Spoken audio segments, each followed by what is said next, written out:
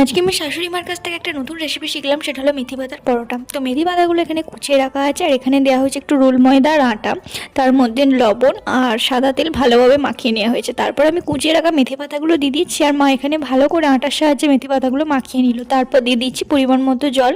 তারপর যেমন ময়দা মাখা হয় সেরকমভাবেই মাখা হয়েছে। এই তো মাখা হয়ে গেছে। এর ওপর মা দেখলাম সাদা তেল বুলিয়ে দিল। সাদা তেল বুলিয়ে চাপা দিয়ে প্রায় আধ ঘন্টার মতো রেখে দিয়েছিলাম। ভালোভাবে পুরোটা সাদা তেল বুলিয়ে দিয়েছি, এরপর আধ ঘন্টা চাপা দিয়ে রেখে দেবো।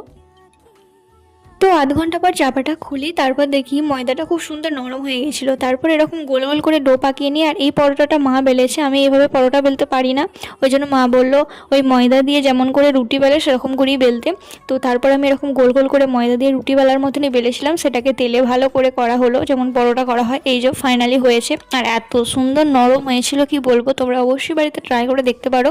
তো তারপর গরম গরম মেথি পাতার পরোটা আর একটা রসগোল্লা আর আলুর তরকারি নিয়ে আমি খেতে বসে যাই। তো টাটা। রেসিপিটা ভালো লাগলে অবশ্যই ট্রাই